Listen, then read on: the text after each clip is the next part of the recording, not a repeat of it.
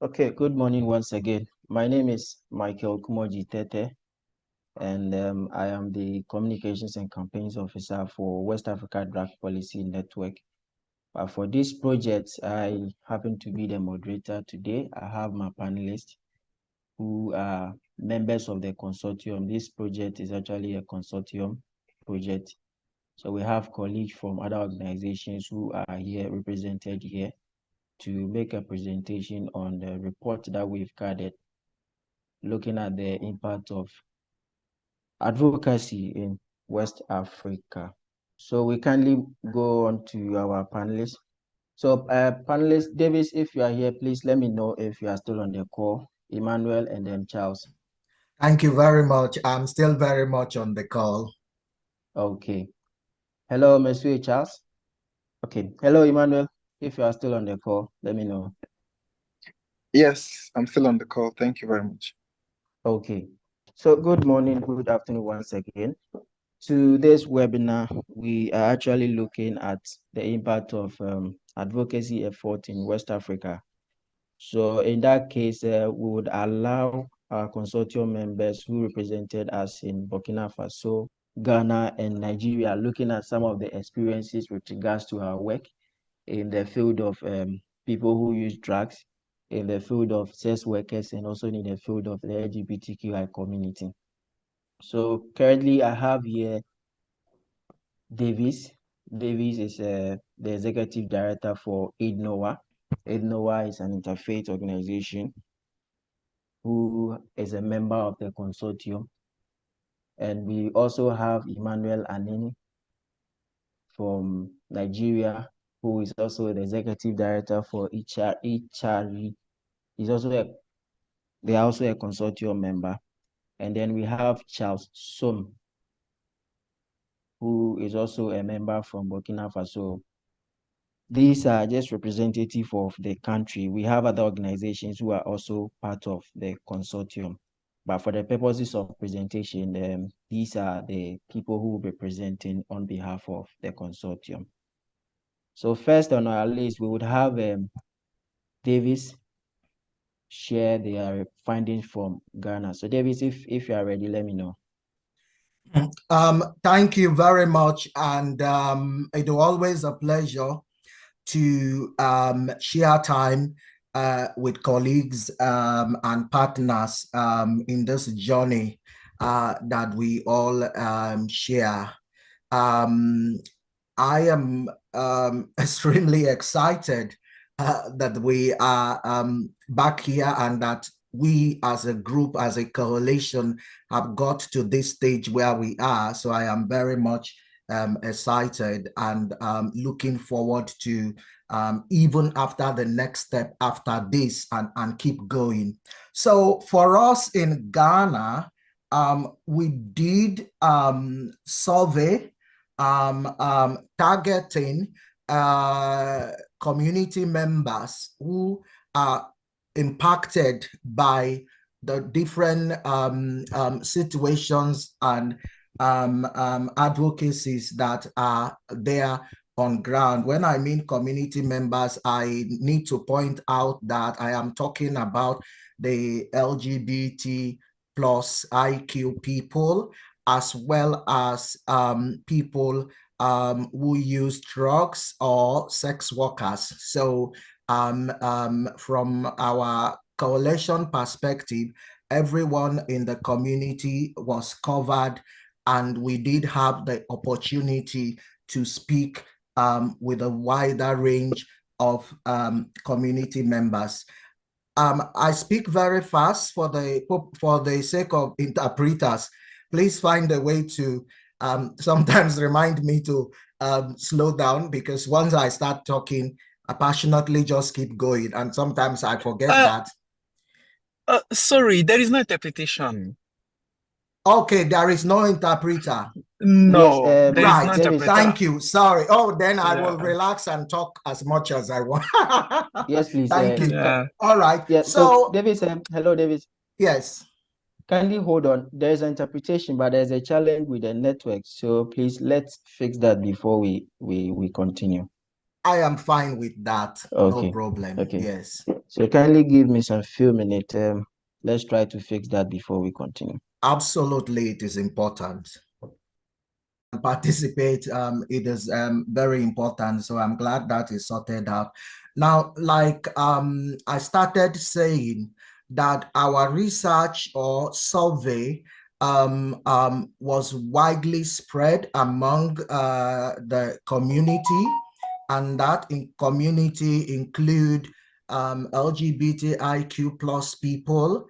That community include people who use drugs, as well as sex workers. Now, talking to the people that are directly impacted by every daily situation, what is their opinion, what is their story?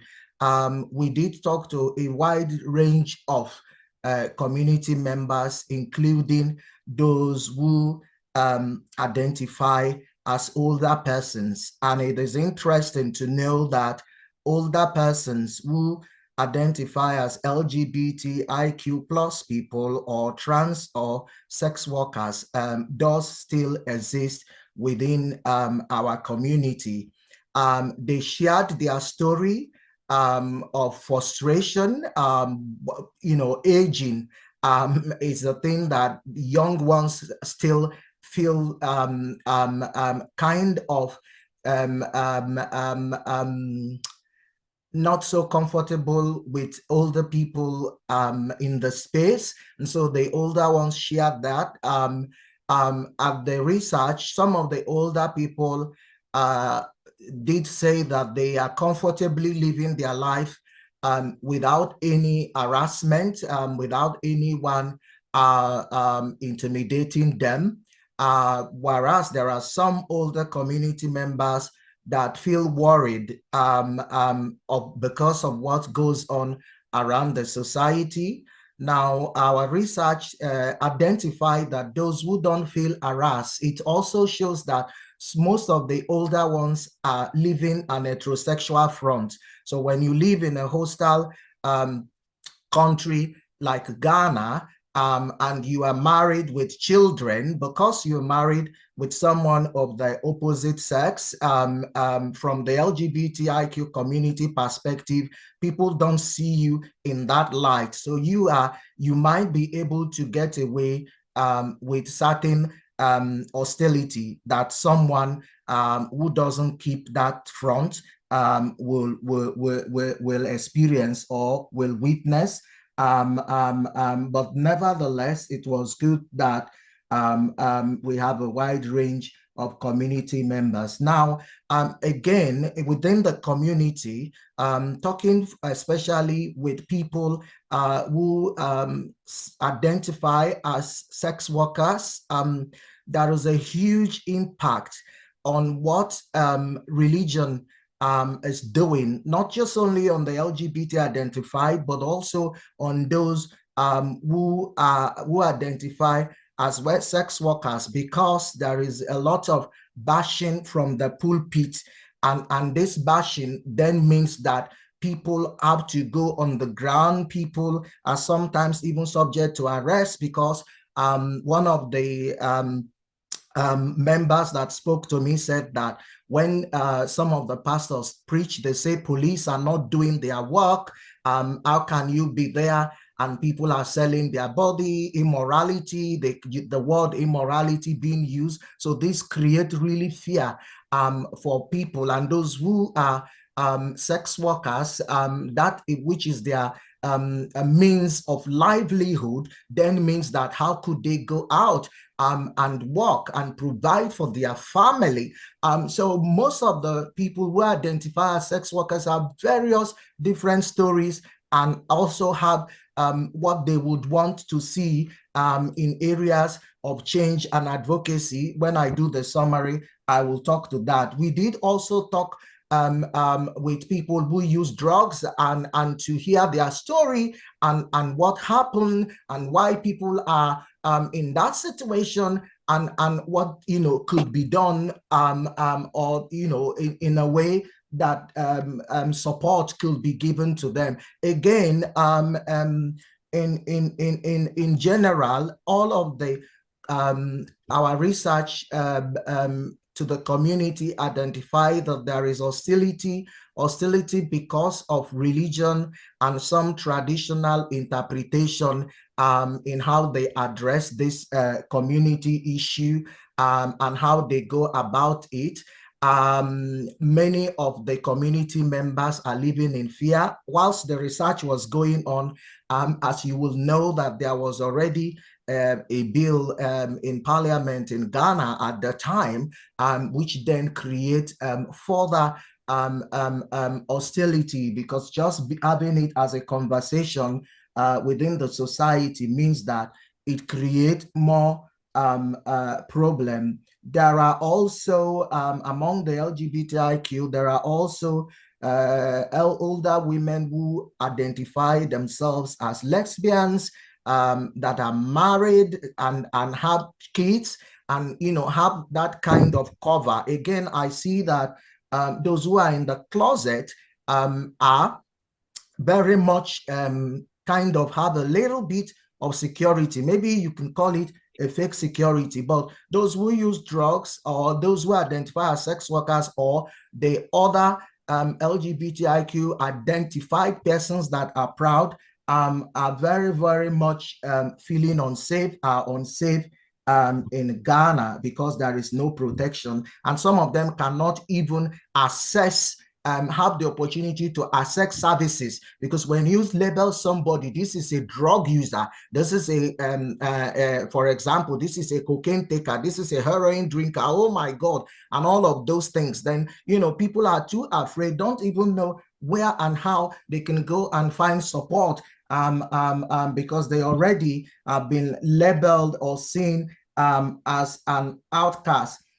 In part of the research, we come across, interestingly, some traditional healers who are very open-minded, who understand the community, and who also give a different narrative as to the negative ones that were received, talk about inclusion, talk about acceptance, talk about healing. We did also come in contact with religious and traditional leaders. So this means pastors, imams, and chiefs, paramount chiefs, that are open-minded and that does accept. So it shows that advocacy is making an impact, even though what you will receive in the popular media look like everybody in Ghana is hostile. No, from the research we did see that there is a good outcome, even though it doesn't read the majority. So in summary of all of this is that government have a role to play. How do we involve civil society and government to protect its citizen and to create atmosphere where everyone will be able to access services? There are a lot of the people that we speak to that doesn't even know where and how to access services. Many of the community members lack that acceptance. So they are looking forward to programs that can create more inclusion and acceptance, but also there was an huge financial impact during the time of this survey, that when people are castigated, they lose their livelihood, thrown out of family. So how do these people survive? How do these people able to manage to get even a daily to get something to eat for a day? And those who have family, how do their family survive? Many of the community members, even their own children, have a different understanding about their own parents because of what has been, how they have been portrayed. And so if you read the recommendation, you will see which one goes to government, which one goes to civil society. But our survey from a Ghana point of view exposed that more work needs to be done in order to create a fairer and inclusive society for our community. Remember that there is also the threat of legislation, the threat of religious interpretation, and the threat of community moral stand against this community, which I mean the LGBTIQ, people who use drug, and those who identify as sex workers. Thank you. Thank you. Thank you very much, Davis, for this presentation. Thank you very much.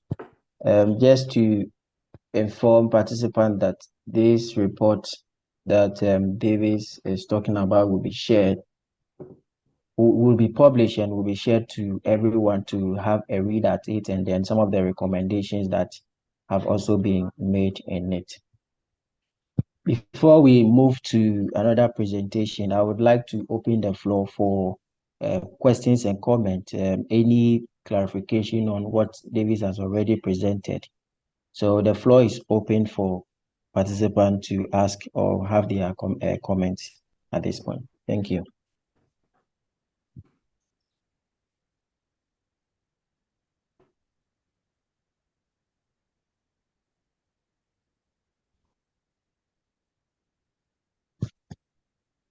Hello. Okay, we still have colleagues joining in, so let me just accept them.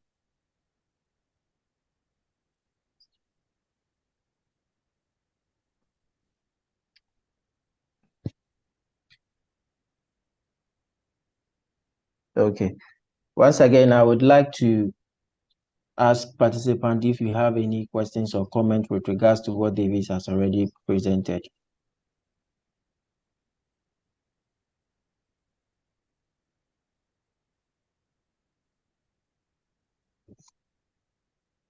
Okay, so in the absence of that, thank you, Davis, for the presentation. So, I mean, in your presentation, you mentioned even though Ghana is in the process of, I mean, Parliament has already passed the bill, but the president has not yet signed it for it to become a law, which the report also mentioned that even though we have this close environment, there's still a way for us to kind of like find our way as advocates. Aside these recommendations, from your experience in terms of working as a person, like in the communities, are there any other things that could be done that we as advocates are not really doing? Thank you very much. One of the things that I did discover that we need to do, whether the president assents to the bill or not, I think that relationship building with the community, but also with the wider society, it's very important. I found out that there is a huge lack of information within the society. So the negativity around sex workers or LGBT or people who use drug is a lot out there in the domain, public domain. That's because, you know, the negative aspect, they have the privilege to put those stuffs. But then the counter narratives, it's very scarce within this conversation. So even if they are having the conversation, say in a television or a radio program, people are too scared to phone in, even on an anonymous basis, in order to share their own understanding. I think that we haven't built allyship. That allyship, it's something that I think we can do, because even if the president assents to that law, it is people that will implement. And what I have learned even from other countries, having worked on this area for a long time, is that the law can be there, but sometimes the implementation will be very, very difficult. Let me use something like Nigeria, for example. Apart from blackmail and police raiding people's event, since 2014 that the Same-Sex Marriage Prohibition Act was passed, nobody in the court of Nigeria has actually been jailed or persecuted based on that.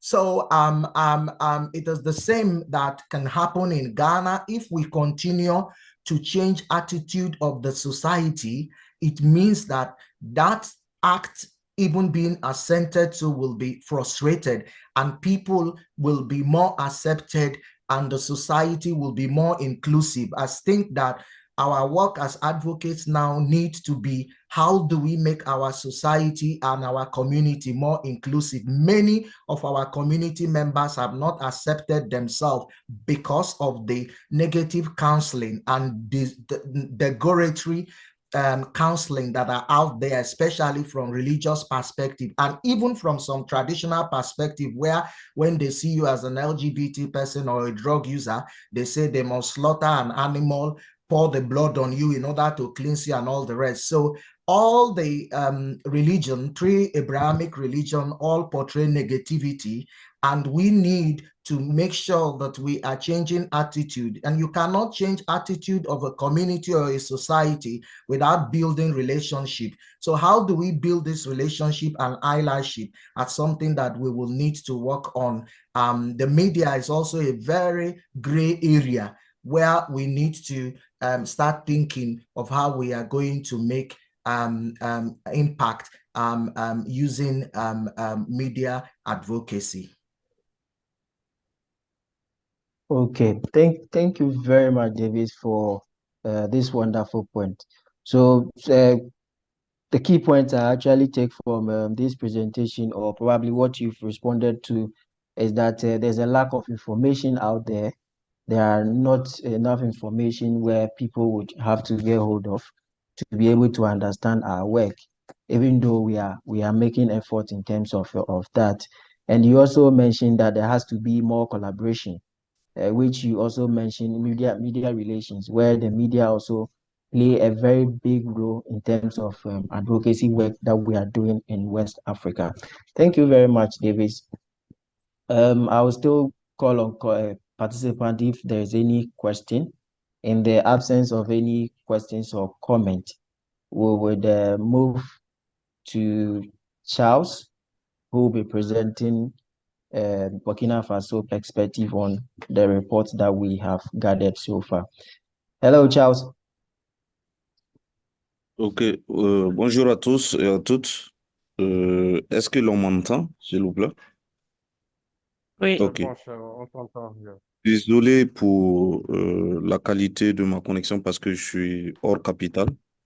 Donc, la connexion et le délestage ne facilitent pas vraiment le cadre de travail.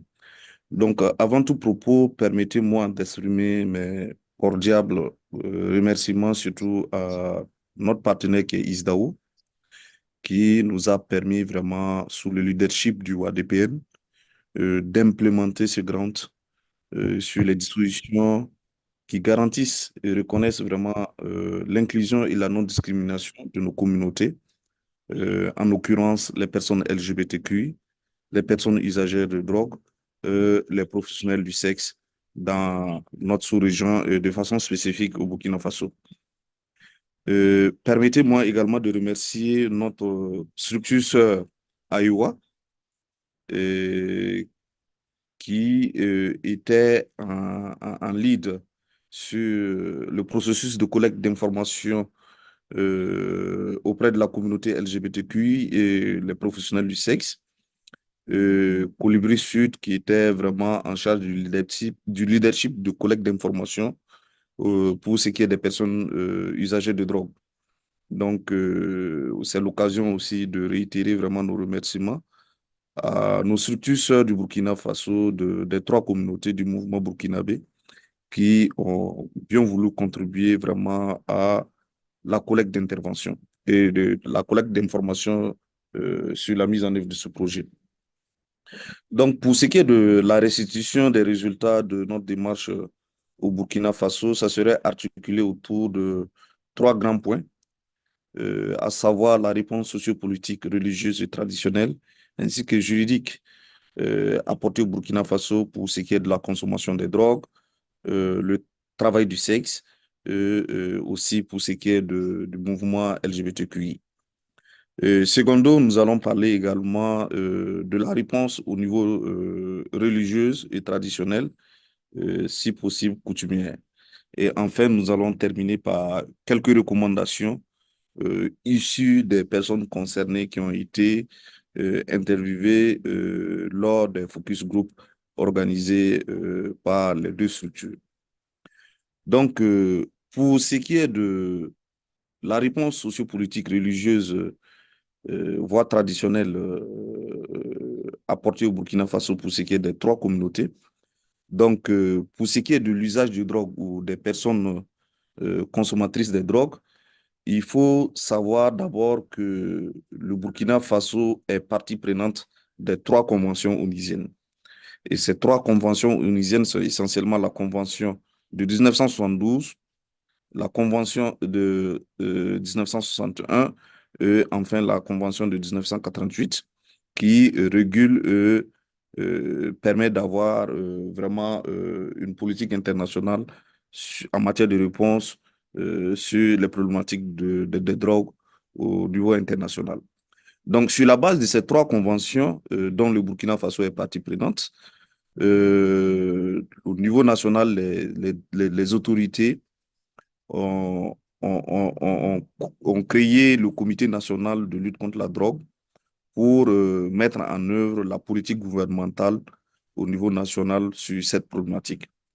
Mais malheureusement, la réponse qui est apportée jusque-là pour ce qui est du contexte de la consommation de drogue, s'inspirant vraiment des trois conventions onusiennes, elle vise de plus en plus une approche vraiment répressive au détriment des questions de santé publique et des droits de l'homme. Donc, ce qui fait que le comité qui était censé porter vraiment la politique gouvernementale peine à décoller et à bien fonctionner parce que ce comité est adossé auprès du ministère de la Sécurité, donc pour refléter encore l'image de la répression,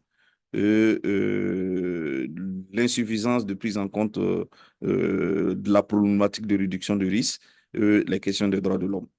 Donc, ce qui fait que jusque-là, le Burkina Faso n'a pas encore un document stratégique national pour apporter une approche ou une réponse holistique qui prend en compte vraiment non seulement la réduction de la demande, la réduction de l'offre, la réduction des méfaits, parce que jusque-là, il n'y a pas de référentiel national.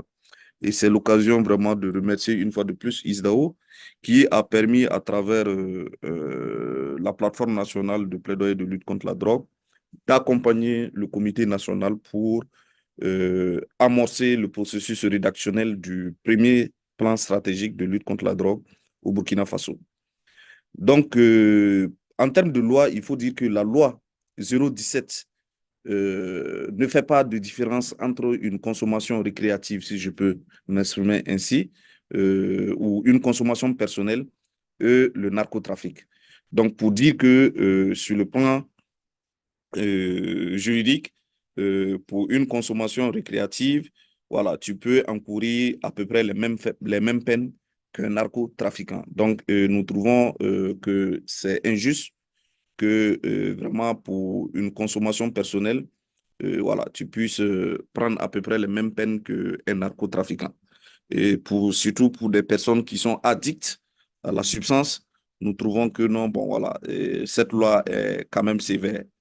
Donc, on avait plaidé pour qu'on puisse aller vers une révision de la loi, mais le comité national nous a dit que non, même si nous allons vers une révision de la loi, avec le processus d'élaboration de la stratégie, ça serait caduque parce qu'il faudrait revenir en arrière encore pour pouvoir réformer. Donc, pour eux, c'est d'abord avoir le référentiel au niveau national et ensuite aller vers voilà, le processus de révision de la loi pour mieux intégrer les questions de santé publique et droits humains. Parce que dans cette même loi, c'est vrai que l'injonction thérapeutique pour les traitements de substitution sont prévus, mais il n'y a pas de décret d'application pour permettre vraiment aux magistrats, voilà, en cas si un cas est posé ou avéré, voilà, devant les juridictions, voilà, de prononcer vraiment ce référencement vers les structures de soins parce que ça n'existe même pas.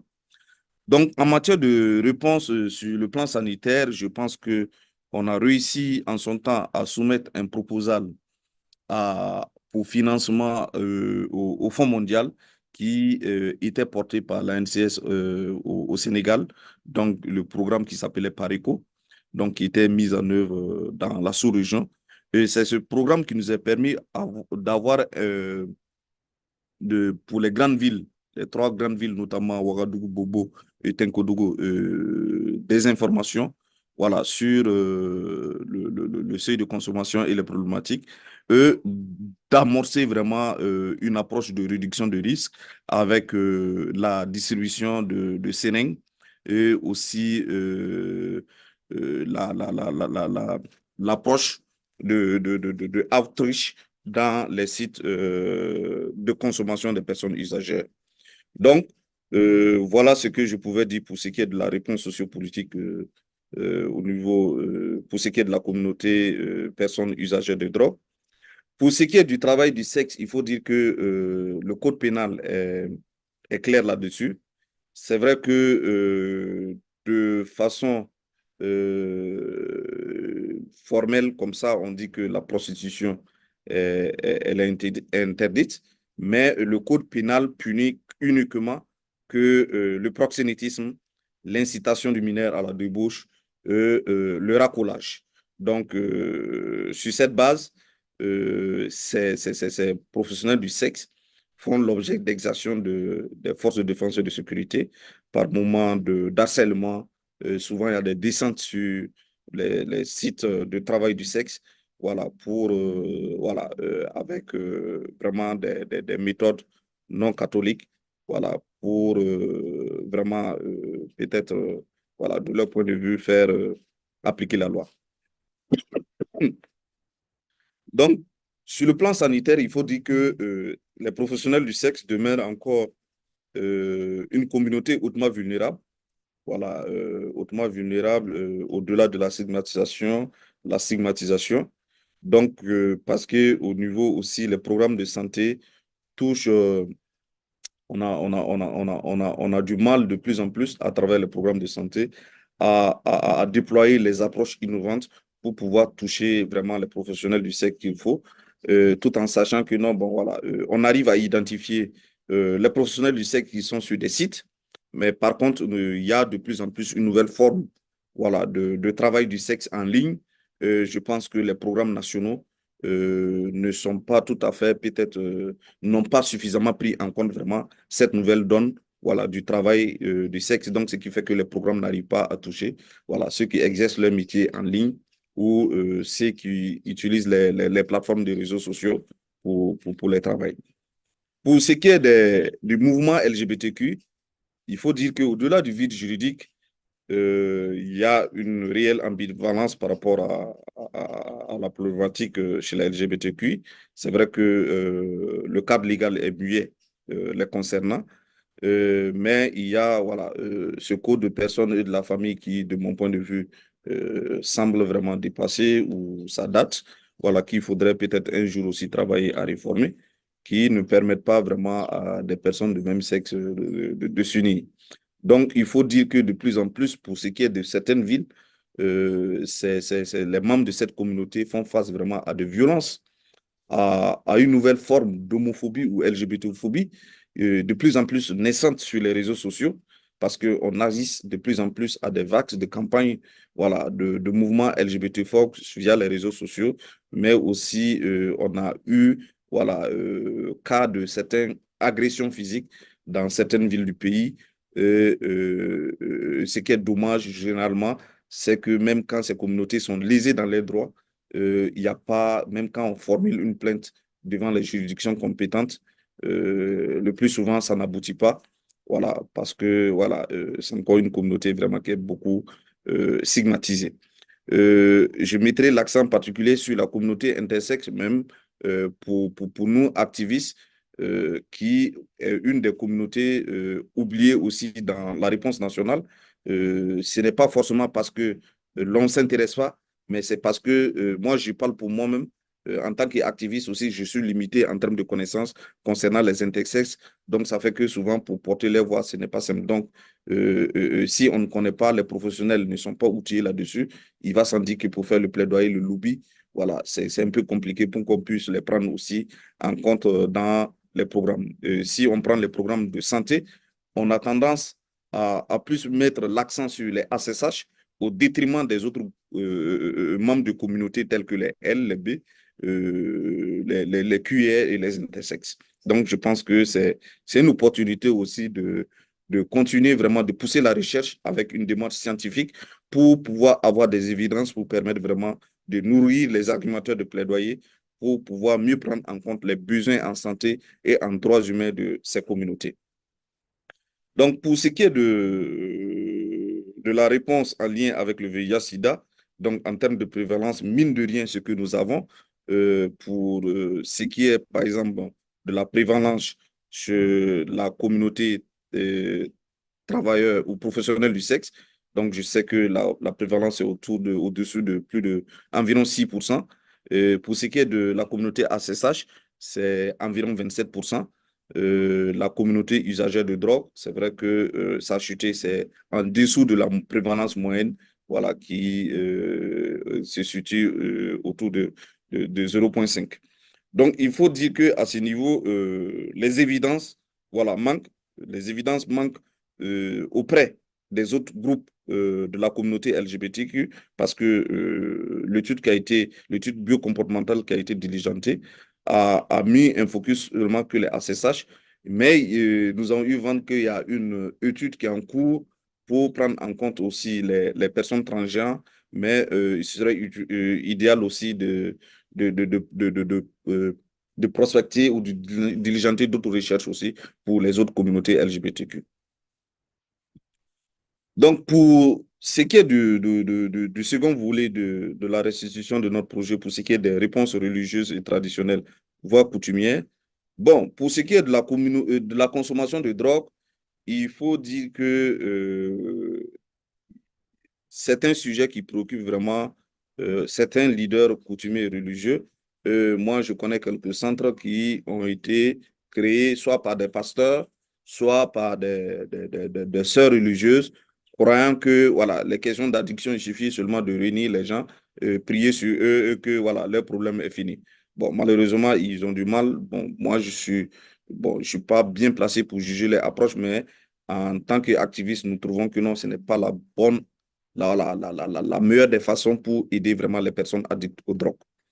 Donc, il y a eu un moment donné avec le régime passé, voilà, où ils avaient créé un ministère des Affaires religieuses et coutumières, voilà, qui devrait aussi travailler à refléter un peu, voilà, le point de vue des coutumiers et religieux, mais aussi les les traditionnalistes, voilà, voilà, un certain, c'est-à-dire jouer le rôle d'interface entre les communautés et puis le gouvernement. Malheureusement, bon, ce ministère a été supprimé avec le récent coup d'État, mais nous avons assisté très récemment à une journée dédiée qui est le 16 mai ou 15 mai, si je ne me trompe pas, pour les traditions. Pour ce qui est des communautés LGBTQ, bon, il faut être clair parce que, par exemple, si on prend les religions dites voilà, révélées comme chez les catholiques, donc ils sont vraiment braqués sur les questions LGBTQ. Nous avons vraiment jusqu'à présent certains pasteurs, certains prêtres ou certains religieux qui, voilà, qui ne veulent pas véritablement s'engager pour la cause de la communauté parce qu'ils trouvent que non, ben voilà, c'est contraire à la religion catholique ou musulmane. Mais par contre, du côté des traditions, à travers les recherches anthropologiques, on se rend compte que non, en fait, du côté coutumier, certaines traditions. Ce n'est pas un fait nouveau dans nos sociétés pour ce qui est de la société burkinabé. Donc, ce qui fait qu'en fonction des régions et des coutumes ou des familles, des ménages, il y a une relative tolérance voilà, des personnes LGBT. Voilà, tant que tu n'arrives pas, ou bien tu n'arrives pas en tout cas, tant que ça demeure encadré, voilà, certains sont à l'aise avec la communauté pour interagir avec eux.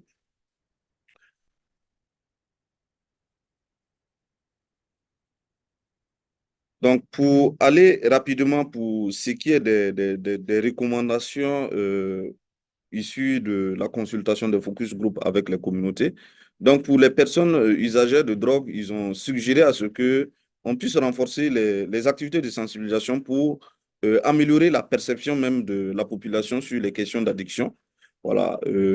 Aussi alléger, faire le plaidoyer pour voilà, réviser cette loi 017 pour alléger vraiment la pénalisation vraiment des personnes consommatrices.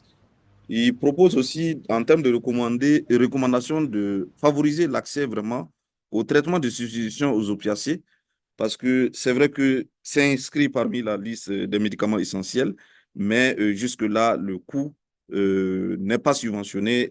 Jusque-là, on n'arrive pas à trouver ces traitements de substitution dans les officines du Burkina Faso. Donc, il faut passer par d'autres relais pour pouvoir accéder vraiment à ce traitement.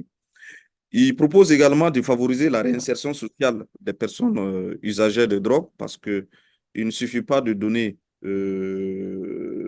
des médicaments, il ne suffit pas de faire un accompagnement communautaire, mais aussi il faut prévoir vraiment des activités d'autonomisation, d'accompagnement pour l'employment, faciliter leur réinsertion sociale parce qu'on sait que les questions d'addiction, le marché d'emploi, c'est un peu problématique. Donc, il demande à ce qu'on puisse renforcer les activités d'information, de communication aussi pour réduire au maximum les risques chez les consommateurs. Donc, en lien avec les différentes pathologies, notamment l'infection à VIH, la tuberculose, les hépatites virales, etc., etc. Il demande également aussi des activités aussi récréatives pour les permettre, avec des groupes de tout support, voilà, de faire face vraiment aux problématiques qu'ils traversent et de partager les best pratiques ensemble. Pour ce qui est des professionnels du sexe, la recommandation majeure, c'est de faire le plaidoyer pour renforcer la protection en direction de cette communauté et de réduire au maximum vraiment les violences, les violations de leurs droits qui sont l'apanage vraiment des forces de l'ordre au niveau national. Ils ont plaidé aussi pour l'accès à un avortement sécurisé pour les professionnels du sexe en cas de grossesse non désirée ou en cas d'exposition, et de disponibiliser en quantité suffisante vraiment et gratuite les outils de prévention contre les différentes maladies. Pour la communauté LGBTQI, en termes de recommandations majeures, il faut noter qu'il y a certaines personnes qui plaident, qui demandent à ce qu'on puisse faire le plaidoyer pour l'accès au traitement hormonal, voilà, pour ceux qui veulent faire, voilà, surtout pour les personnes transgenres. Aider à gérer la psychose sur de potentielles lois contre l'homosexualité parce que on a eu avec l'ALT des velléités voilà, de diriger une loi, même si nous savons que voilà, nous devons jouer notre rôle de veille, même si nous savons que voilà, ça a peu de chances d'aboutir. Et il faut renforcer les outils de protection contre les communautés, travailler à rendre vraiment l'environnement favorable dans un cadre vraiment rassurant, sécurisant pour les communautés. Il faut aussi travailler à sensibiliser la population sur la stigmatisation et la discrimination dont elles sont victimes. Et en dernier point aussi, l'autre point qu'ils avaient élaboré aussi, c'est comment on travaille aussi sur les questions de santé mentale pour les personnes issues de la communauté LGBTQI et comment on travaille sur les questions d'autonomisation pour ces communautés parce que nous savons que très peu de personnes voilà, auront accès à un marché de l'emploi ou vont finir une scolarisation ou auront accès à une formation professionnelle. Donc, ça serait bien vraiment de travailler aussi sur les questions d'autonomisation vraiment économique et financière de ces communautés-là pour qu'ils puissent vivre dignement, aisément au sein de la communauté. Voilà ce que je pouvais résumer pour ce qui est du rapport du Burkina Faso. Et encore une fois, je remercie le WADPN, notre partenaire ISTAO, qui nous a accompagnés vraiment pour la collecte d'informations sur voilà, les trois communautés au Burkina Faso. Je vous remercie, à vous.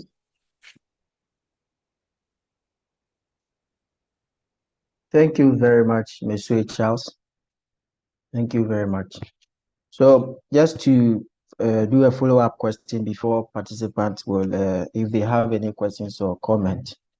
Charles, in your presentation, I mean, you mentioned that with regards to drug use, there is no concrete document, particularly with regards to the drug use. And also, you've also mentioned the sex workers and the LGBTI community in terms of police harassment. And then you also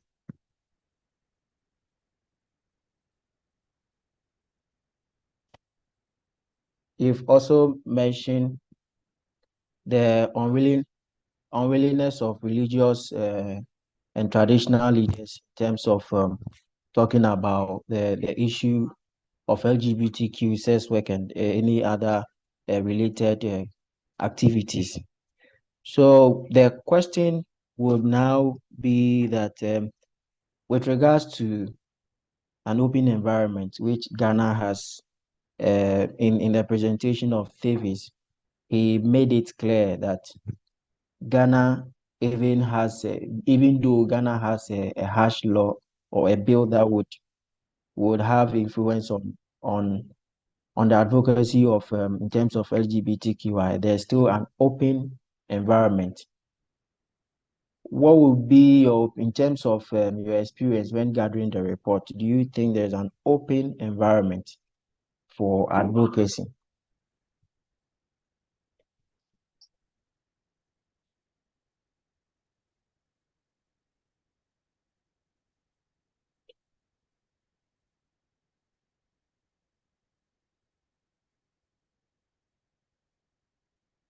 Hello, Monsieur Charles.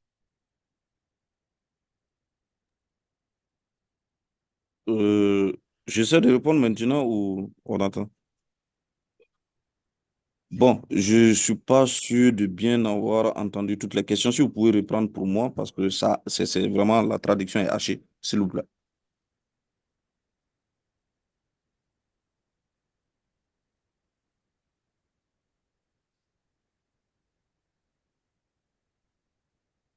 Yeah, so that's ongoing now.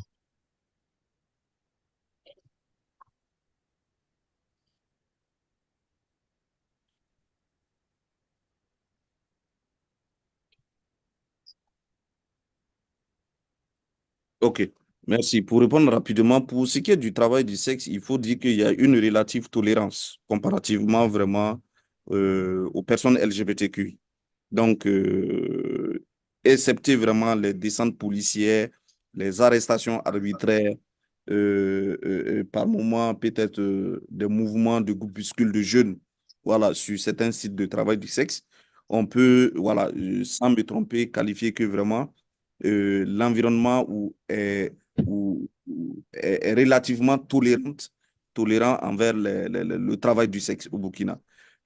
Comme je le disais, même quand on parcourt le code pénal, au niveau, au niveau juridique, il n'y a que le proxénétisme, l'incitation de mineurs à la débauche et le racolage qui est puni par le code pénal.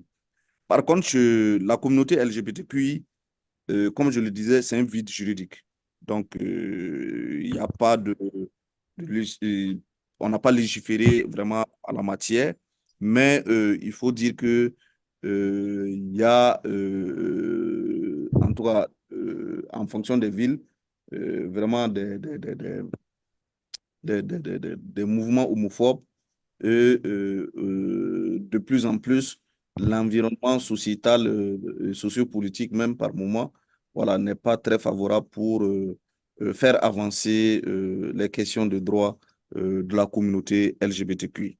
Donc, nous pensons que réellement, il y a encore du chantier, il faut faire de la veille, il faut travailler à préserver les acquis pour que vraiment ces communautés puissent vivre dans la sérénité, aussi renforcer les actions pour contrer les mouvements anti-genres. Aussi, aujourd'hui, avec ce régime en place, on a un autre voilà, modèle de société civile qui est en train de se faire avec d'autres courants religieux. Bon, je ne vais pas dire les télévisions parce qu'ici, bon, le plus souvent quand on dit les Wahiniya, bon, voilà, c'est un courant religieux voilà, à forte connotation où je ne vais pas aller vraiment au-delà. Donc, pour dire que voilà, le travail du sexe est relativement toléré comparativement au mouvement LGBT, où, en tout cas, sur le plan formel, le plan juridique, il n'y a rien. Mais au sein de la société, c'est encore, on marche sur les œufs, quoi. Il faut faire attention. Mais aussi, c'est l'occasion aussi de réfléchir parce que il nous faut de plus en plus aussi travailler à faire émettre vraiment de jeunes activistes qui aussi acceptent de porter la cause de la communauté, mais il faut aussi leur garantir, leur assurer vraiment un minimum de sécurité, un minimum de sûreté, parce que, voilà, vous savez, quand tu es activiste et que tu es affiché comme leader LGBTQI, si il y a un problème, bon, si on n'est pas aidant, bon, tu te retrouves seul dans des problèmes dans la merde et tu es laissé à toi-même. Donc, comment on travaille dans la durée à avoir des jeunes qui s'assument, qui affirment et qui défendent la cause de leur communauté sans crainte voilà, d'avoir atteinte à leur intégrité physique, etc. Donc, c'est un grand défi pour la communauté LGBTQI, au Burkina Faso.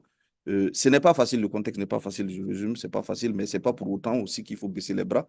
Il faut réfléchir vraiment à des mécanismes endogènes, voilà, en impliquant véritablement les personnes concernées pour qu'on puisse préserver les acquis que nous avons et travailler vraiment à rendre l'environnement de plus en plus acceptable. Je vous remercie. À vous. All right. Thank you very much, Charles, for your response. Participant, if there is any question that you have, kindly use the hand raised icon. I would call on you to ask your questions or probably make your submission. In the absence of that, I would like to, okay, there has been a hand raise. Okay, so I think the first name should be Matteo, if I'm right. Yes, it's Mathieu. Okay, kindly go ahead. OK. Et je vais aller en français. Déjà, merci pour l'initiative. Merci d'avoir organisé vraiment ce cadre de discussion. Merci aux différents partenaires qui soutiennent vraiment la cause. Et peut-être j'ai une petite question à mon frère Charles. C'est de voir, est-ce qu'au niveau du Burkina, est-ce qu'il y a un cadre d'échange, un cadre de discussion avec les trois communautés, si je peux le dire ainsi, les professionnels de sexe, les usagers de drogue et la communauté LGBT. Est-ce qu'il y a vraiment un cadre d'échange entre ces trois parties pour essayer de regarder un peu les challenges que nous avons et si oui, quelles sont les actions ou bien quelles sont les perspectives au vu de tout ce qui a été dit, au vu des expériences que vous avez et d'ailleurs que vous avez exprimées ici? Et quelles sont les perspectives pour peut-être les mois à venir, les années à venir? Parce que on voit un peu la tendance dans la sous-région et au niveau du Burkina, on sait que c'est pas facile. C'est nullement pas facile même dans toute la sous-région. Mais la particularité du Burkina à ce jour, il y a aussi cette question-là hein, de la sécurité politique aussi qui impacte vraiment sur voilà, l'engagement des uns et des autres. Mais bon, que- que- que- que- que- qu'est-ce qui est fait à ce jour avec les trois parties en termes de réflexion, en termes de perspective? Merci à vous. All right. Thank you. Thank you. Monsieur Charles, would you want to respond to that before Joël Haba would also ask a question? Ok, merci Joël. Pour répondre à la question, à savoir s'il y a un cadre de discussion entre les trois communautés, bon, il y a pas, personnellement, de mon point de vue, il n'y a pas un cadre formel comme ça où vraiment les trois communautés voilà, se réunissent au niveau national pour voilà, véritablement échanger. Donc, ce que nous avons au niveau national, c'est véritablement un cadre informel de discussion, d'échange. Il y a même un WhatsApp groupe qui a été créé au niveau national qu'on a dénommé Forum national qui regroupe vraiment le mouvement burkinabé des trois communautés ou quand il y a des vrais sujets à aborder, à débattre, ou quand il y a des situations où vraiment on pose, voilà, où on sollicite vraiment les membres à travers cette plateforme. Mais aussi, il y a des réseaux qui se mettent en place aussi, il y a du réseautage qui se met en place avec quelques structures, dont notamment on a le collectif Arc-en-Ciel qui existe, qui regroupe aussi également les trois communautés. On a un autre réseau aussi parallèle qui est dénommé Réseau national des populations clés, qui regroupe vraiment les trois communautés également. Je peux vous dire que, voilà, indépendamment des questions d'ego, de leadership, de conflit de leadership, de positionnement, c'est ça, sans vous mentir, qui ne fait pas avancer le mouvement au Burkina parce il y a trop de conflits de leadership et de positionnement. Donc, du reste, on a des cadres, mais ce n'est pas vraiment formel. Ce serait intéressant que vraiment, à un moment donné, on puisse se mettre ensemble pour vraiment faire avancer les choses. Voilà ce que je pouvais dire. Pour ce qui est du contexte national, voilà, je suis d'accord avec vous que l'aspect sécuritaire, la dégradation du contexte sécuritaire et humanitaire aussi, a un impact aussi sur les réponses politiques parce que le politique est plus ou moins vraiment concentré vraiment sur les questions sécuritaires au détriment vraiment des autres problématiques voilà, au niveau social. Donc, à quelque part, on se dit, bon, même si le contexte n'est pas sur le plan sécuritaire avec les risques que nous connaissons, nous pensons que, voilà, au niveau des décideurs aussi par moment, c'est quand ils sont en incapacité d'apporter des réponses à leurs citoyens, de répondre vraiment aux besoins élémentaires de leurs citoyens que on essaie de trouver des trucs pour divertir la population avec des problématiques qui n'ont pas le lieu d'être, comme si c'était les communautés qui étaient à la base des mots qui arrivent au pays, des quoi. Donc, nous avons compris que non, en fait, ce sont des alibis, ce sont des abscisses pour montrer à la limite leur incapacité vraiment à répondre favorablement aux préoccupations vraiment des Burkinabés. Mais voilà, à quelque part, ce qui est bien aussi, c'est que ça permet aussi voilà, de ne pas trop mettre ou bien se focaliser vraiment sur les problématiques ici de nos trois communautés. Mais j'avoue que réellement, ce contexte-là impacte beaucoup en termes de réforme. En termes de réforme, ça impacte beaucoup parce que aujourd'hui, presque tous les ministères subissent des coupes budgétaires, ce qui fait qu'on ne peut pas aller vraiment vers une réforme de politique pour faire avancer les choses. Merci. Okay. Thank you. Joella Haba, please, you have the floor. Ok, thank you. Merci beaucoup à Charles, merci aux organisateurs. Merci pour cette plateforme d'échange, pour ce cas d'échange, s'il vous plaît. Je crois que mon prédécesseur a abordé une partie de ma question. Peut-être que je vais la poser maintenant autrement. Moi, je voulais savoir pour les communautés, les différentes communautés avec lesquelles vous travaillez, et pour ma part, pour les personnes usagères de drogue, comment est-ce que vous les impliquez dans le plaidoyer? Est-ce qu'ils sont véritablement impliqués dans vos démarches de plaidoyer et comment est-ce que vous les impliquez? C'est ma première question. Ma deuxième question, j'ai cru comprendre qu'au Burkina, le traitement de substitution aux opiacés est disponible ou est intégré dans la pyramide sanitaire, si j'ai bien compris.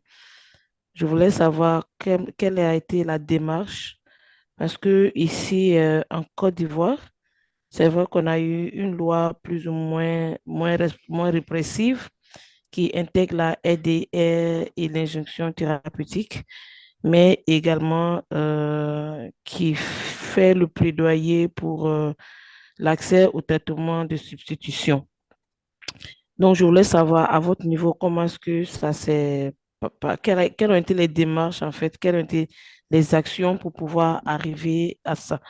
Aussi pour la naloxone, est-ce que chez vous c'est quelque chose qui se pratique? Est-ce que la naloxone est accessible? Et quels sont les, les prestataires, voilà, les prestataires qui les mettent à disposition? Merci beaucoup.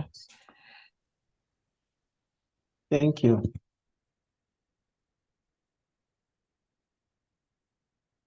Monsieur Charles.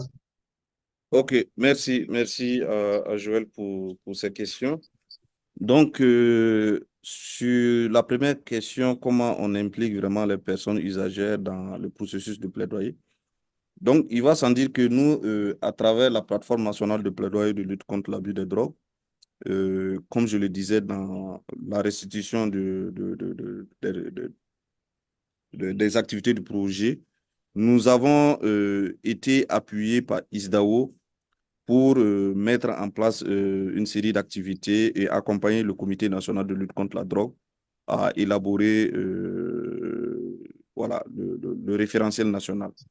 Et nous avons opté au sein de la plateforme pour la participation de la société civile à ce processus, que nous laissions la place vraiment aux personnes concernées. Donc, ça veut dire que nous avons fait l'option et fait le plaidoyer auprès du comité pour qu'on puisse vraiment faciliter dans la culture la participation des personnes usagères. Donc, on a eu vraiment une participation vraiment des personnes qui ont permis vraiment d'éclairer un peu, voilà, si je peux le dire, les acteurs politiques pour mieux faire entendre leurs besoins vraiment en matière de santé. Donc, et ça a été vraiment le leadership aussi de Mme Kafando, et qui a facilité les choses avec le président du comité national de lutte contre la drogue, qui a accepté, voilà, pour que les personnes usagères de drogue puissent voilà, apporter leur contribution sans être inquiétées par la police. Donc, ça, c'est un exemple, par exemple, que je donnerais. Mais aussi au sein du CCM, pour le processus de prise de décision, notre plateforme a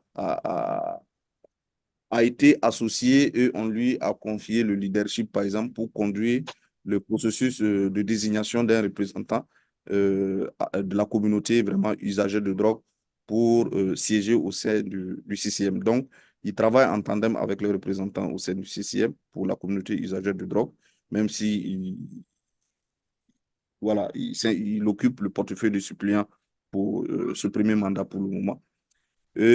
Aussi, en parallèle, on travaille au sein des structures voilà, qui travaillent avec les communautés à leur faire comprendre que non, bon, voilà, le plaidoyer marche lorsque ce sont les personnes concernées elles-mêmes qui, si on les accompagne, on les coach, on les encadre, le plaidoyer porte plus quand les choses sortent ou sont portées par eux-mêmes. Donc, voilà ce que je pouvais répondre pour votre première question quant à l'implication des personnes usagères au processus de plaidoyer. Sur la question des traitements de substitution, bon, effectivement, nous avons réussi vraiment à l'inscrire parmi la liste des médicaments essentiels parce que nous avons eu, en tout cas, sans vous mentir, on a usé de notre proximité avec la Direction générale de régulation des produits pharmaceutiques parce qu'on a eu à faire ensemble 3 missions à Vienne ensemble à la CND et on a réussi vraiment à convaincre vraiment la direction à ce que pour faciliter l'accès aux médicaments essentiels, qu'on puisse vraiment inscrire dans le tableau des listes là, des médicaments essentiels les traitements de substitution aux opiacés. Donc, voilà, eux, ils étaient déjà partants. On a fait la démarche de plaidoyer auprès du ministère de tutelle, qui est le ministère de la Santé. Quand la requête est arrivée là-bas, c'était plus facile. Les techniciens, qui est la direction de régulation des produits pharmaceutiques, avec le concours en son temps du professeur Aruna, ça a facilité les choses pour que ça puisse passer. Pour ce qui est du naloxone, bon, je ne dirais pas que c'est accessible parce que, comme je l'ai dit, que ce soit la méthadone, la naloxone, ce n'est pas disponible dans les officines, ce n'est pas dans les pharmacies. Vous ne trouverez pas dans les pharmacies vraiment, voilà, dehors. C'est quelques rares addictologues qui peuvent prescrire, voilà, en termes de prestataires, quelques rares addictologues ou psychiatres, voilà, qui peuvent prescrire. Mais l'accessibilité, je ne vais pas vous mentir, ce n'est pas accessible vraiment aux citoyens lambda burkinabés. Parce que quand je vous prends la boîte, par exemple, de 27 comprimés, ça tourne autour de 35 000 et 40 000 dans le marché noir. Donc, alors qu'il te faut 2 boîtes environ pour espérer terminer, compléter le mois avec.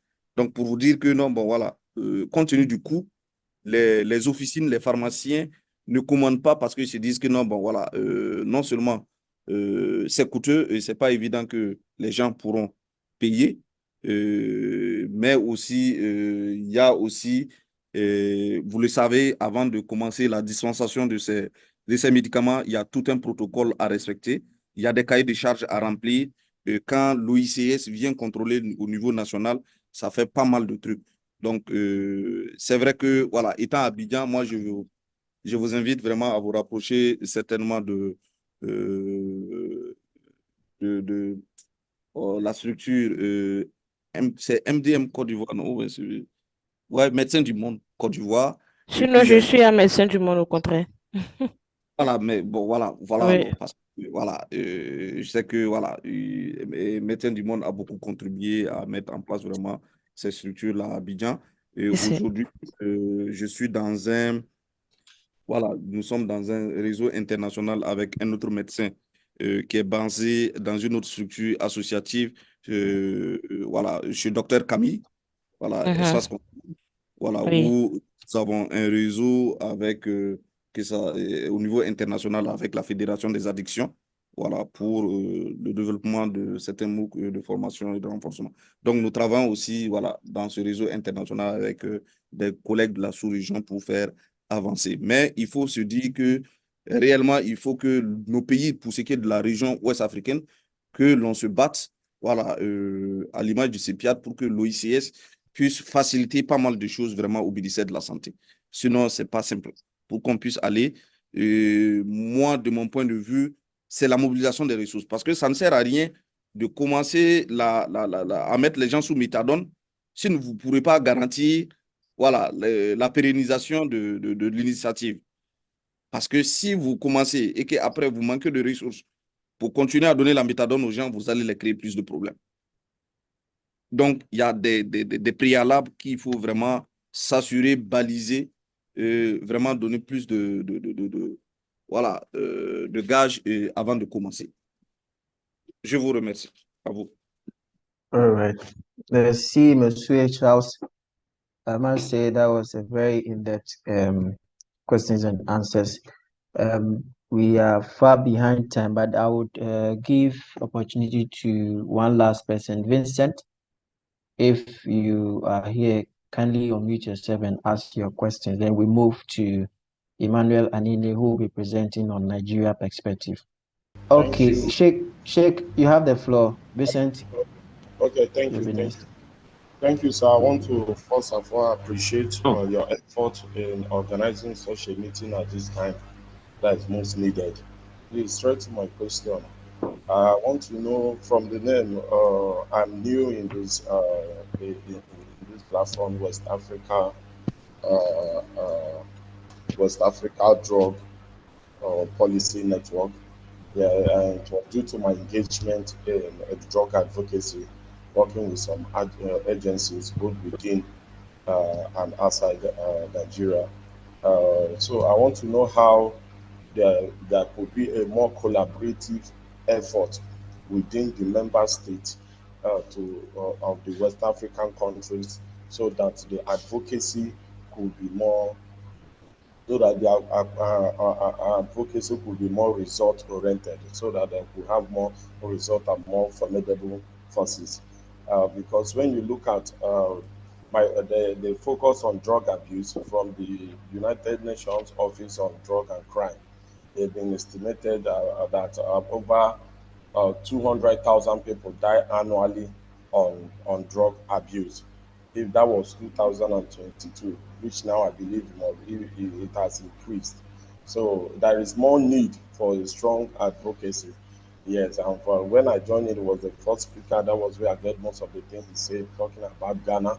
I know that they are also doing a lot, and I know that there are so many people, organization, individuals that will want to engage their time, apart their resources, to make sure. I personally I've had a series of I've had a series of interactions with drug addicts, with those who have been victims of drug abuse. I said victim because some of them never knew that that is what it is before it brought them to the state they are. Did some job for NAPTIP, then currently with the police campaign against cultism, drug abuse, and other social vices. And also, we're looking at 26th of next month being 26th of June, International Drug Day. So when I stumbled about on this webinar, I saw it as a very good platform to as well know what is happening in other communities in terms of drug advocacy. Yes, although I've not been advocating for the likes of LGBTQ, yes, but drug advocacy have been a passion over 6 years now. So, and I believe that as a West African community, there should be a need for more cohesive interaction. That could be a need. There is great need for more partnership. In fact, there is a great need for more networking in terms of advocacy, so that we can share their plight, we can share our activities, and as well a platform for problem solving. Yes, just like we were celebrating, there are so many agencies that are into advocacy and yet they are not functional. Yes, due to they lack intrinsic motivation. Yes. But in fact, me seeing this webinar was a kind of motivation for me. I had to rally around and make sure that I attend. Why? Because of the passion is there. I know that passion often dies when there is no fueling, when there is nothing to motivate it. So it dies off. So I want to know what could be done to other strengthen the cohesion, to strengthen the bond, the connectivity within the member states of the ECOWAS region. Before finally, I want to state, I know there are association as the All African Student Union, which they just have election. Yes, and going through his manifesto, he was actually campaigning, and he was actually very serious in dealing with drug abuse. He showed his interest to make sure that drug abuse is being what is being carried as one of his advocacy program during his tenure. So the All African Student Platform, I see it also as a very admissible platform that is youth engaging. Yes, that is youth engaging. Uh, So why I'm mentioning it is that I know that there will be sorry, other. Sheikh. Sorry, we don't have interpretation. Okay, so I think I just have to end it here so that I do report, because I just want to make my submission so that I could as well get along with. Are you? Am I audible? I think I have to sum it up here. Yeah, so Vincent, so please, in case you have any further questions, we would leave our email so that you follow up with that. There has been a challenge with the interpretation into French, so the French participants are not able to get a full interpretation of what you are saying. But I think I get you perfectly well. So um, we are also behind time, so we need to. So, colleagues, if you have any questions or submission, kindly drop it in the comment section. We will try to answer that before we close. Hello, Emmanuel.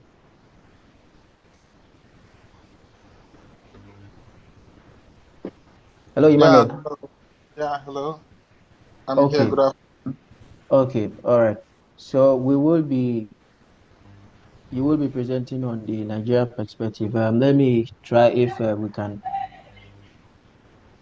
fix the French interpretation, which is very important for our colleagues from the Francophone to also be able to follow up on the conversation. So kindly give me just 30 seconds. All right. NWC, Anene. I work for ICTARI. ICTARI is an LGBTQ-led organization based in Nigeria. So as regards the project and the input we're able to make on the research, carrying out research amongst community members to have some findings, to carry out some findings as regards experience of community members prejudice and discrimination in Nigeria. We carried out focus group discussions among about 7 community members to actually find out what are the prejudice that are experiencing in the community or while living in Nigeria. So the first we had was a community member that had his complaint as regards a banking sector.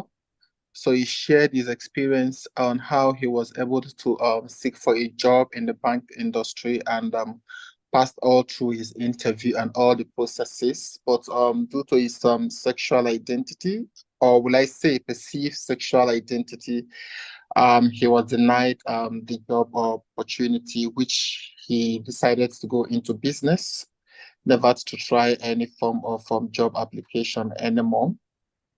Then the second person we also had has to do with sexual harassment. So this person complains a lot of bullying coming from school teachers, schoolmates due to his feminine status or the way he behaves among the school. Most of the time the teacher will be using words like why are you behaving like this? That is in the class among his equals or among his classmates. Are you a gay? If you're not gay, why are you behaving like a woman? Sometimes they'll tell him to leave the class until he decides to man up before he will rejoin the class. And most of the times he also face harassment from police personnel, especially in checking points. So most of the times when he's traveling, he faced police harassment where they would tell him that come, you that you are like this. They will start touching his breasts, touching his bonbons, touching some sensitive part of his body just to find out if he's actually a man or a woman. So then again, there is another person among which complains about his human rights violated in different aspects, actually. So he said he was in a toxic relationship, an LGBTQ relationship with his partners, and sometimes he faced different challenges as regards the kind of calls or communications he makes. And his partner will be like, who calls you? Why is the person calling you? Why is the person not calling me? Why are you the only one they always calls?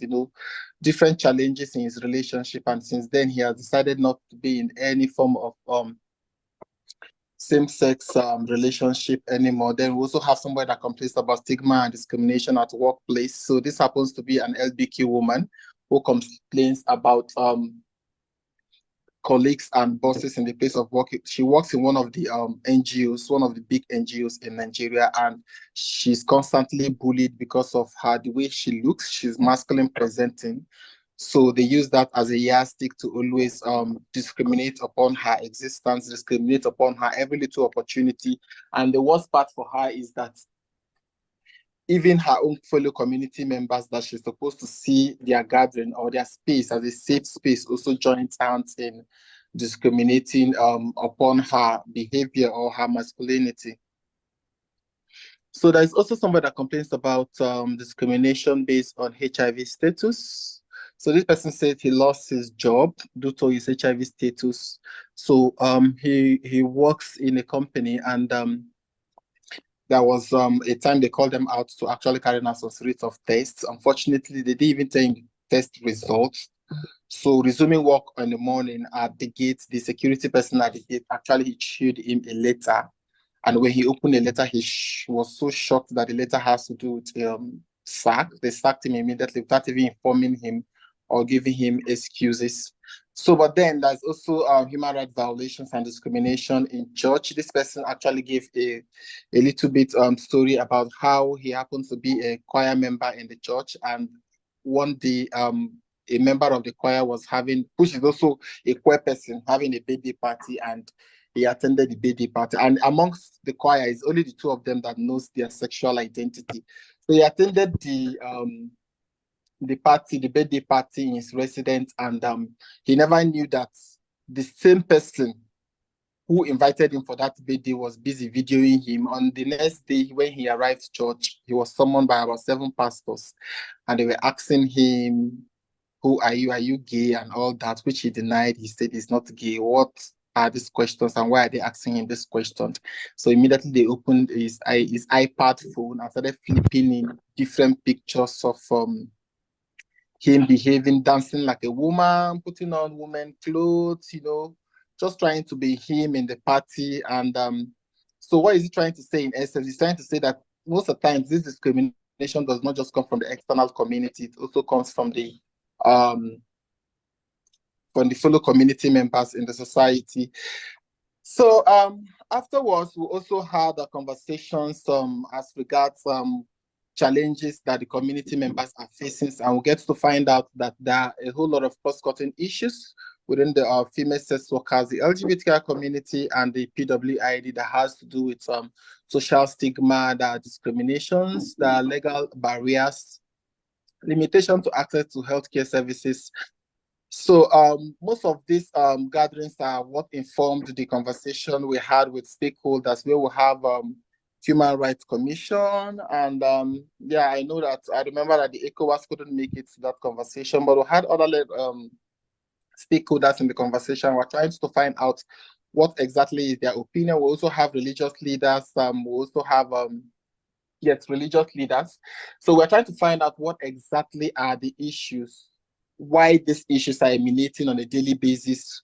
We also want to find out what do they think, what is their own perspective to these issues, what do they think could be solutions to these issues. And again, they're taking us back to the SSMPA law, taking us back to the Sharia laws, taking us back to different laws that discriminate upon sexual minorities, and most of the times giving us reasons why their hands are tied and they can't actually come out physically or openly to advocate or intervene for community members, even though they know truly well that, yes, this person's rights are being infringed upon. So then again, we started having conversations, issues starts coming out. We started telling them things like, it is very important to note that services are actually out there meant for these community members. But the community members are actually going into hiding because they couldn't access these services. Not because the services are not there. The services are there, but because of fear of the unknown, because of fear of the SSMPA, because of fear of, I don't want to come. Let me take the OSS, for example. I don't want to come to the one-stop shop and probably try to be myself, and somebody will want to discriminate me. Somebody will want to ask me, why am I working that way? Somebody will want to look upon me or look less on me and all that. So, and they're actually channeling most of the things we are coming out to say, or complaints that the community have given, that we're trying to channel through this conversation with the stakeholders. They are also trying to channel us back to the laws that talks about that the laws that discriminate upon these individual members in the community. So, but then we're able to raise concerns as regards police raids in the brothel, and we also find out that some of the community, some of the areas where sex workers used to come out in the evenings to transact sex or to sell sex are being demolished. There are now police vans in those locations. Community members working on their own, they want to harass them, want to go through their phone, want to know the kind of conversation they're having in their phone, even when the IG of police have said that no police or personnel have the right to actually stop you on the way and tell you to open your phone, for them to go through your phone. But then these things are happening on a daily basis, and we actually want to understand what is the way forward to go about this. As regards drugs abuse, you in fact, most of the times, police members will invade a police personnel will invade a bank, and most of the times when they find out that there are female PWID members there, and some of them probably are already on drugs, they end up raping them. And most of the times we don't even know if this rapes happens with condom or without condom, and these rapes also happen without consent. So a lot of things actually happen in the community that are not being reported. The question is, why are community members not coming out to report these issues? This is because of fear of the unknown, fear of coming out to report and be arrested. And most police commands or most police stations in the country currently, I don't think there is this thing within them. They are trying to find out who will be the first police officer or the first DPO or the first commissioner of police to sentence an LGBTQI person based on the SSMPA law. So most of the times they find when they see those phones for community members, so they're trying to go through their text messages, go through their pictures, go through their videos, trying to look for any incriminating evidence on their phones that will lead to probably sentencing an individual or suing the person to court and all that. Most of this evidence actually do not hold water, but then these are the things they keep doing on a daily basis.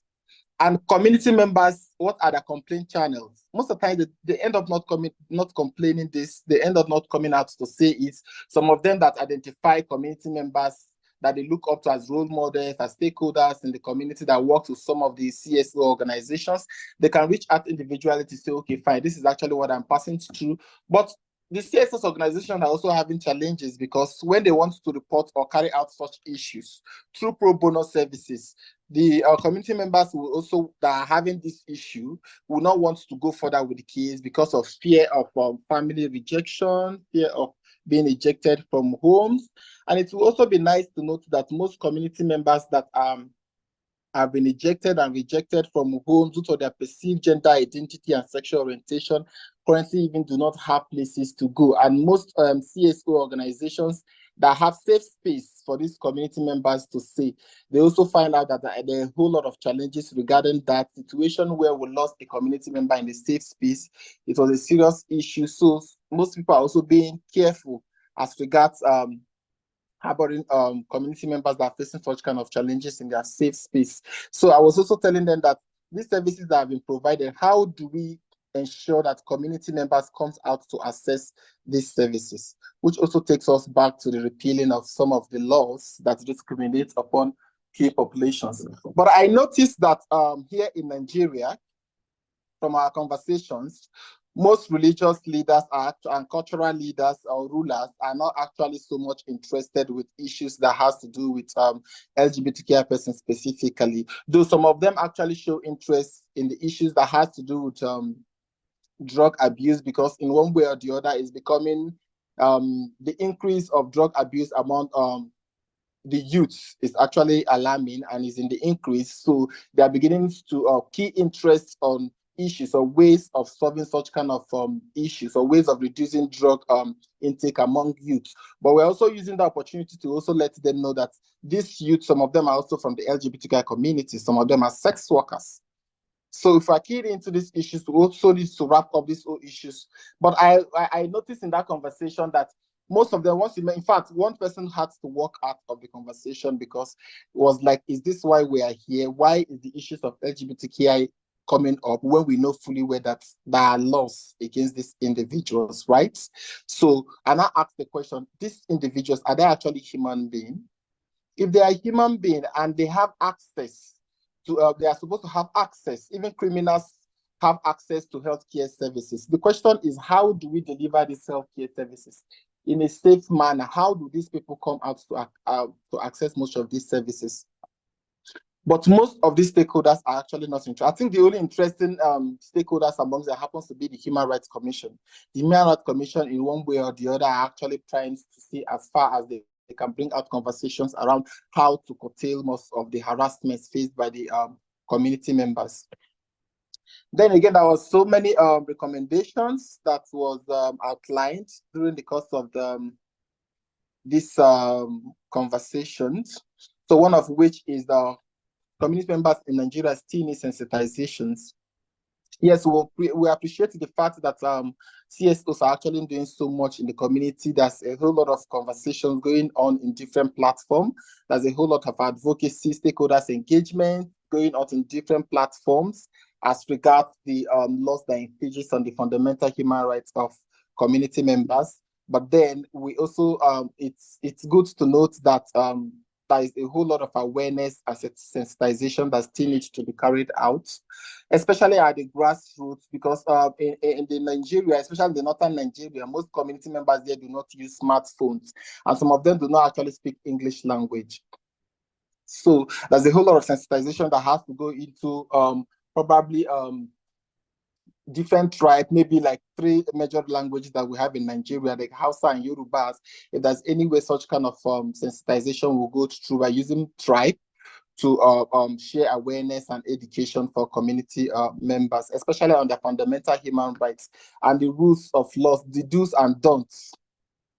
Then we also have our community members in Nigeria who needs a whole lot of high level sensitization. We need trainings, religious leaders, cultural leaders, very, very important, is a keynote for me.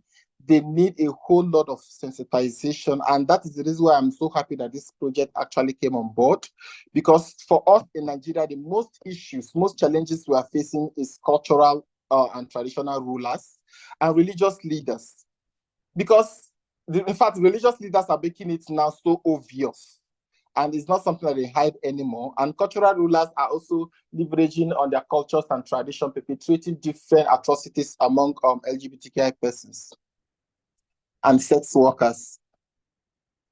Then there are also, that we also have challenges. One of the challenges that was also, recommendation that was also made was to reintroduce peer education sessions. So somebody gave an example during the focus group discussion and said that during peer education sections, they used to have peer educators manuals that are being used for cohort discussions, that every week they normally use that manual to discuss a particular topic in the community. But as it stands now, most funders, especially funders like PEPFAR, CDC, and the USAID, are interested in test and treat. So therefore, there's so much pushing on targets, and such kind of conversation no longer happen. And there is a whole lot of pressures on field workers to meet their targets. So most field workers just goes as straight as trying to test community members, enroll them into care, ensuring retention and all of that. But the important aspect, which is education, sharing of information, is actually missing. So they are trying to advocate that if there could be reintroduce the peer sessions in a way that this time around is not going to be on HIV and AIDS, but it's going to be in human rights issues, trying to have, even if it's once in a week, have about 8 or 10 cohort of community members having conversations on probably a particular topic that has to do with human rights violations, has to be with laws, has to be with the SOGI's rights, that through that way, that a whole lot of community members will be sensitized. That the aspect of bringing community members in a particular session, let's say training 200 community members or 100 community members, at the end of the day, those people trained will be gained, will have education, will have their awareness, but most of the time there is no step-down trainings to other community members. But if there is a way of bringing it down to cohorts and monitoring such kind of cohorts to make sure that at least once in a month, this kind of conversation is carried out, maybe in a platform or in a fiscal cohort or in a house of the community members or in a cluster where community members actually exist, that it will go a long way to sensitize community members and create more awareness and education around issues that are or challenges that the community are currently facing. So I would not want to go further. I will want to stop here if there's any questions. As regards that, like our host also said, this report will be out there for us to actually go through, because it's actually a lengthy report, but I've been able to try to see how far I can summarize it. Thank you very much. Thank you, Emmanuel. We really apologize for the break in interpretation. Our French colleagues could not follow up on all the conversation, but then we'll make sure, the report will be shared to them for them to also read. we are also behind time. We actually gave ourselves some minutes, so we wish we could continue with this discussion, but time will not permit us. So I would call on Charles, Davis, and then you, Emmanuel, to give your final remarks. I would like to indulge you to just do it in 1 minute so that we don't take the time of other colleagues who have joined us. So, Monsieur Charles. Ok, ok, vraiment, merci beaucoup. Thank you, everyone. Merci vraiment d'avoir organisé ce webinaire. Nous remercions le WADPN et ses partenaires.